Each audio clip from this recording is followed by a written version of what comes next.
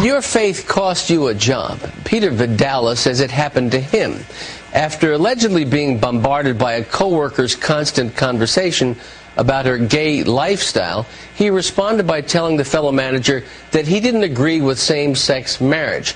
He says this exchange of opinions exposed his workplace's intolerance.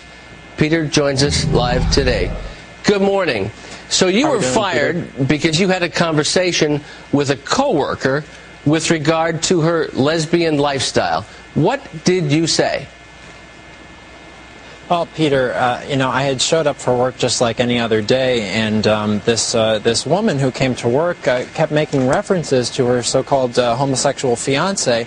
By about the fourth time she mentioned this so-called fiance, I felt uncomfortable, with it as a Christian, and I didn't mention anything. I tried to change the subject, but she kept mentioning it throughout the day, and so finally I decided after I just went to the chapel briefly to pray about it, and I finally just said to her, out of range of customers, and and trying to speak the truth in love, as we're called to do as Christians, I believe, regarding your homosexuality, I said, I believe I think that's bad stuff. And by the time I got to the word homosexuality, when you said bad stuff, what did you mean? And were you trying to proselytize her to your Christian viewpoint?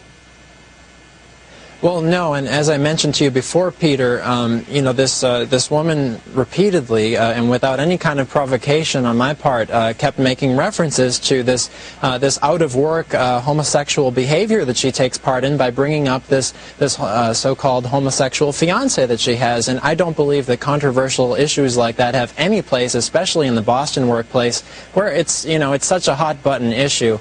Yeah. So if you were concerned about controversial issues in your Boston workplace, why did you in turn raise it with her yourself? I didn't, Peter, I didn't raise the issue. As I mentioned to you, I continue, this homosexual, or this person, this coworker of mine, who is struggling with this homosexual behavior, continuously brought up references to her homosexual lifestyle by bringing up, her homosexual fiance. Now, you're reporting fair and balanced because this is Fox News, so I didn't, please understand, I did not bring this issue up. As I keep telling you, she continuously brought up these references to her homosexual, lifestyle out of work. And by the fourth time, I felt convicted that I just had to say something. I wanted to tell her, please don't bring this up, in the workplace. This doesn't have any place here. I didn't get that far because she started laughing at me, and she kind of strolled off. Thank you, Peter. We're running out of time, but before we run out of time, I want to read a statement from Brookstone CEO Ron Boyer. We do not comment on any specific personnel issues. Brookstone is an equal opportunity employer. We are proud of our diverse workforce of varying cultural, ethnic, and religious backgrounds. One last question, Peter. Do you intend to bring a lawsuit, yes or no?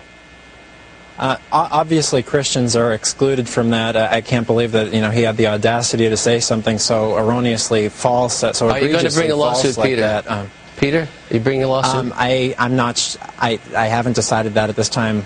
Thank you. I just want to tell that superior that we're that God loves her tremendously. But thank you so much for coming on. Go ahead, Peter.